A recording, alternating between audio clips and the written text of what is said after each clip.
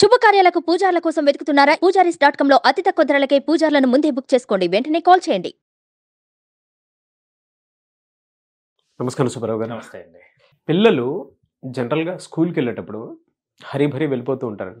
ఇంట్లో పేరెంట్స్ కూడా స్కూల్ బ్యాగ్లో వాళ్ళకి కావాల్సినటువంటి ఏవైతే ఉంటాయో జనరల్ స్నాక్స్ కానీ అవి పెట్టి మాత్రమే పంపిస్తూ ఉంటారు.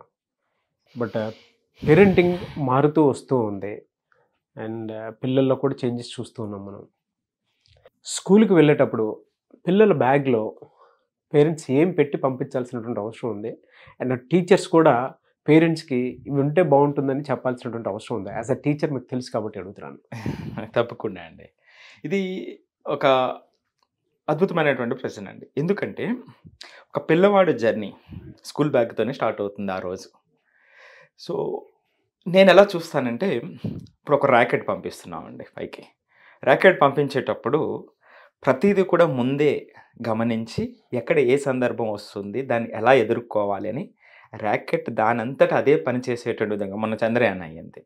సో అలా స్కూల్ బ్యాగ్ కూడా బయట ఉన్నటువంటి పరిస్థితులు, అంటే స్కూల్ బ్యాగ్ అనేటువంటిది చదువు ఒక్కటే కాకుండా చదువు, ఆరోగ్యం, జీవితంలో ఒక సక్సెస్కి లేకపోతే కాన్ఫిడెన్స్కి ఊతమిస్తుంది అనేదాన్ని స్పష్టంగా చూద్దామండి. సో అది ఎట్లా జరుగుతుంది అనేటువంటిది మీరు మొట్టమొదటిగా చెప్పారు.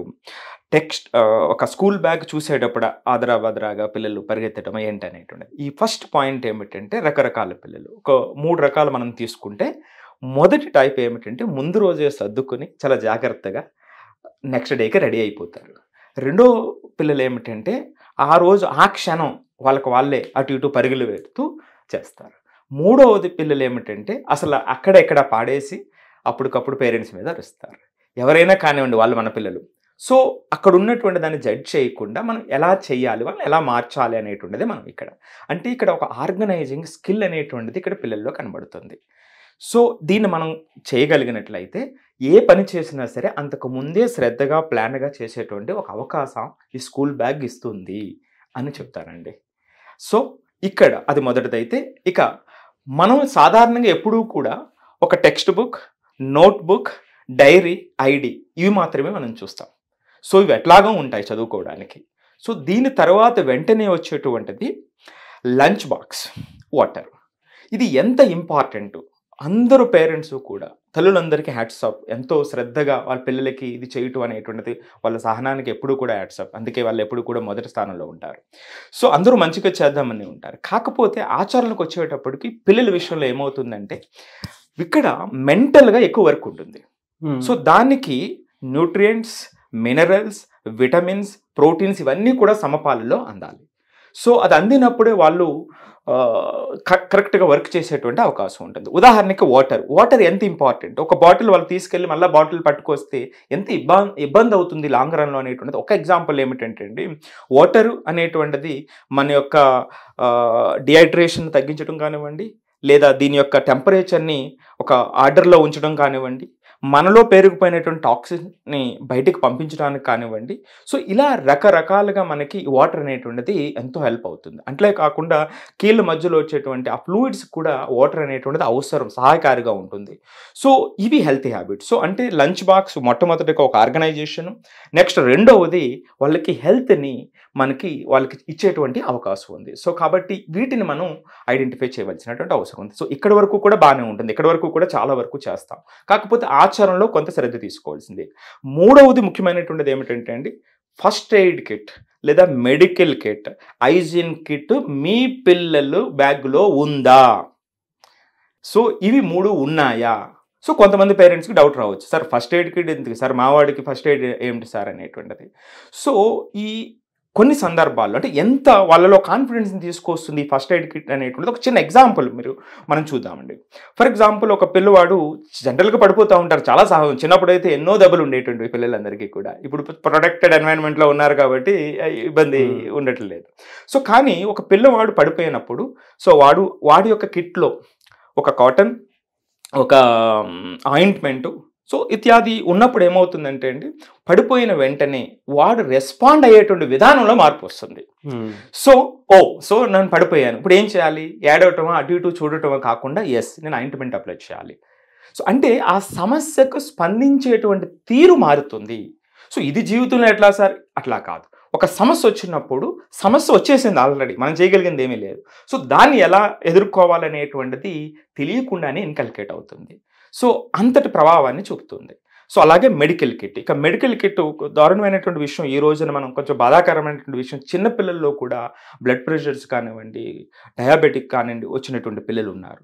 సో వాళ్ళకి ఆల్రెడీ వచ్చింది. సో అక్కడ కూడా మనం వాళ్ళని ఎలా ఆర్గనైజ్డ్గా మెడిసిన్ తీసుకునేటువంటి విధంగా మనం తయారు చేయగలగాలి. సో అక్కడ టీచర్ హెల్ప్ లేదా స్కూల్ మేనేజ్మెంట్ హెల్ప్ తీసుకుని పిల్లల్ని ఆ సందర్భంలో, సో ఇది నీకు అవసరం కాబట్టి అక్కడ డిసిప్లిన్డ్గా తీసుకునేటువంటి విధంగా మనం దీన్ని చూడాల్సినటువంటి అవసరం ఉంది. దీని గురించి బాధపడవలసినటువంటి అవసరం లేదు. మెడిసిన్స్ ఉన్నాయి, వాళ్ళు ముందుకు వెళ్తారు. సో కాబట్టి ఇక్కడ మనం చూసినప్పుడు first aid kit, medical kit. Next మరి అంత ముఖ్యంగా హైజీన్ కిట్, పర్టికులర్లీ నాప్కిన్స్ కానివ్వండి, శానిటైజేషన్కి సంబంధించినటువంటిది కానివ్వండి, ఇప్పుడు ఈ రోజున కొంత అవసరం ఏర్పడింది. మరింత ముఖ్యంగా అమ్మాయిల విషయంలో హైజీన్కి సంబంధించినటువంటి ఏవైతే కావాల్సినటువంటి ఐటమ్స్ ఉన్నాయో అది తప్పనిసరిగా వాళ్ళని ఎడ్యుకేట్ చేయవలసినటువంటి అవసరం ఉంది. సో దాన్ని దాసి లేకపోతే చూడవలసినటువంటి అవసరం లేదు. వాళ్ళని ఎడ్యుకేట్ చేసినప్పుడు ఆ హెల్తీ హ్యాబిట్స్ అనేటువంటివి జీవితాంతం వాళ్ళతో ఉండేటువంటి అవకాశం ఉంటుంది. సో కాబట్టి మీరందరూ చెక్ చేసుకోవాల్సినటువంటిది first aid, medical and hygiene kit ఉందా లేదా అనేటువంటిది. సో ఇది హెల్త్ని ఇస్తుంది. సో ఇప్పుడు మనం ఆర్గనైజ్డ్ అవుతుంది, హెల్త్ వస్తుంది, హైజీన్ వస్తుంది. ఇక తర్వాత విషయానికి వచ్చేటప్పటికండి, suppose summer, winter, rainy season ఉంది. సో ఆ వాతావరణానికి అనుగుణంగా వాళ్ళని అబ్జర్వ్ చేయవలసినటువంటి, ఇక్కడ ఒక సెన్సిటివ్ థింకింగ్ అలవాటు అయ్యేటువంటి అవకాశం ఉంటుందండి. సో ఇప్పుడు వాతావరణ పరిస్థితుల మీద, అంటే జనరల్గా మనం ఒక ప్రయాణం చేసామనుకోండి, ఒక ప్రయాణం చేసేటప్పుడు ఒక ఏ నుంచి బీకి వెళ్ళేటప్పుడు కొంతమంది ఆ ప్రయాణంలో చాలా అబ్జర్వ్ చేస్తారు. అక్కడ ఉన్నటువంటి వాతావరణాన్ని అబ్జర్వ్ చేస్తారు, అక్కడ ఉన్నటువంటి రోడ్ పాత్ మీద ఉన్నటువంటి లేని వాళ్ళని అబ్జర్వ్ చేస్తారు, కొంతమంది టవర్స్ని అబ్జర్వ్ చేస్తారు, రకరకాల ఆలోచన ఉంటుంది. సో ఇది ఆ సొసైటీ మీద వాళ్ళకి అవగాహన పెంచుతుంది. కొంతమంది ఏది చూడకుండా సెల్ ఫోన్ పట్టుకుని కార్లో వెళ్తారు, మరి రకరకాలు ఉంటారు. సో ఇక్కడ ఏమవుతుంది అంటే అండి, అంటే ఒక మంచి ఎగ్జాంపుల్ చెప్తాను. ఇక్కడ రెడ్ బస్ అనేటువంటిది మనందరికీ తెలిసినటువంటి అంశం. ఆయన ముగ్గురు ఫౌండర్స్ అనమాట అండి. వాళ్ళ ముగ్గురులో ఒక ఆయన దివాళీకి వాళ్ళ ఊరు నుంచి, అంటే అక్కడ సిటీ నుంచి, బెంగళూరు నుంచి వాళ్ళ ఊరికి వెళ్ళాలనేటువంటి ఉద్దేశంతో ఉండేటప్పుడు అన్ని సీట్స్ ఫిల్ అయిపోయినాయి. సో అన్ని సీట్స్ ఫిల్ అయిపోయినప్పుడు ఎలా వెళ్ళటం అనేటువంటిది చూసినప్పుడు ఐఆర్సిటీసీ అప్పటికి ఇంకా కొంతవరకు ఉంది టికెట్ బుకింగ్ అది కూడా. మరి ఇంత అన్ఆర్గనైజ్డ్గా ఉన్నటువంటి ఈ థౌజండ్స్ ల్యాక్స్ ఆఫ్ బస్సెస్ని మనం ఎందుకు ఒక యాప్ కింద తీసుకురాకూడదు అనేటువంటి ఆలోచన మొదలైంది. సో అంటే అక్కడ అబ్జర్వేషన్ అనేటువంటిది ఈ రోజున రెడ్ బస్ అనేటువంటిది ఇండియాలోనే కాదు, ప్రపంచవ్యాప్తంగా రన్ అవుతున్నటువంటిది.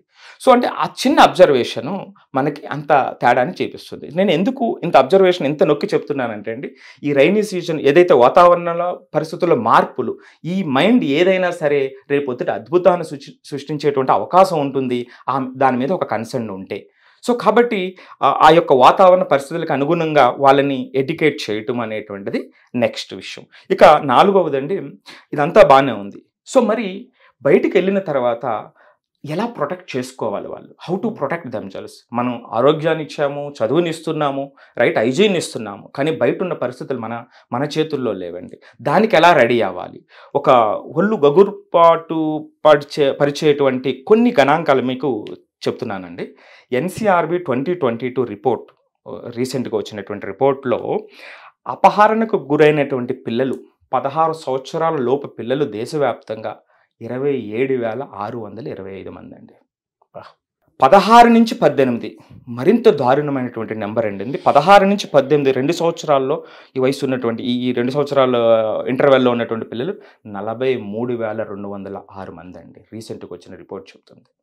మరింత హృదయ విదారకమైనటువంటి విషయం ఏమిటంటేనండి, వీళ్ళలో 21,000 మంది అమ్మాయిలు, ఈ 43,000లో 37,429 మంది అమ్మాయిలు అపహరణకు గురయ్యారు. మరి మన ఇంట్లో జరగలేదు కదా అని మనం మామూలుగా కూర్చుందామండి, ఎంత ఆ కుటుంబాల యొక్క శోకం చూడండి. సో మరి బయట పరిస్థితి అట్లా ఉంది. సో మరి ఇలాంటి సందర్భంలో మన పిల్లలకి మరింత జాగ్రత్తగా చూడవలసినటువంటి అవసరం లేదంటారా? సో ఎమర్జెన్సీ ఇన్ఫర్మేషన్ మనం ఇస్తున్నామా? ఏదో సినిమాలో రీసెంట్గా వచ్చిన సినిమా డైలాగ్లో లాగా ఫారెస్ట్లో బోర్డులు ఉంటాయి, ఇటు పక్కన క్రూరమృగాలు ఉంటాయి, ఇటు పక్కన ఏనుగులు ఉంటాయి, ఇటు పక్కన ఉన్నాయని. నిజంగానండి సమాజంలో సో రకరకాల వేషాలు వేసుకుని ఉన్నటువంటి వ్యక్తులు ఉంటారు. సో మరి మరింత జాగ్రత్త ప్రత్యేకించి అమ్మాయిల విషయంలో తీసుకోవాల్సినటువంటి అవసరం ఉంది. సో కాబట్టి వాళ్ళకి ఎమర్జీ ఇన్ఫర్మేషన్ని మనం ఇవ్వాల్సినటువంటి అవసరం ఉంది. ఎమర్జెన్సీ ఇన్ఫర్మేషన్ అంటే ఈ ఎమర్జెన్సీ ఇన్ఫర్మేషన్ ఏమిటంటే బయట ఉన్నటువంటి పరిస్థితుల్ని అవగాహన పెంచడం, సో ఏ విధంగా రియాక్ట్ అవ్వాలనేటప్పుడు, సో ఒకవేళ అలాంటి పరిస్థితులు ఎదురైనప్పుడు ధైర్యంగా ఏ విధంగా, సో ఇప్పుడు మనకి ఏమీ తెలియకపోతే ప్యానిక్ అయిపోతామండి. సో సందర్భాన్ని మనకు కొంచెం అవగాహన ఉండేటప్పుడు ఏమవుతుందంటే మన రియాక్షన్లో తేడా వస్తుంది. సో కొంచెం బలంగా దాన్ని ఎదుర్కొనేటువంటి అవకాశం ఉంటుంది. సో ఆ ఎమర్జెన్సీ ఇన్ఫర్మేషన్ని వాళ్ళని అవగాహన పెంచడం, అలాగే జాగ్రత్తలు తీసుకునేటువంటి విధంగా మనం కొంత ఎడ్యుకేట్ చేయటం అనేటువంటిది అవసరం అండి. సో అట్లాగే వాళ్ళ యొక్క బ్యాగ్స్లో ఈ ఎమర్జెన్సీ ఇన్ఫర్మేషన్ కూడా మనం ఉంచవలసినటువంటి అవసరం ఉంది. ఈ ఐడిలో దీన్ని పక్కన పెడితే, సో ఇది కూడా అంటే మన కాంటాక్ట్ డీటెయిల్స్ కానివ్వండి ఇత్యాది విషయాలన్నీ కూడా మనం అక్కడ ఉంచవలసినటువంటి అవసరం ఉంది.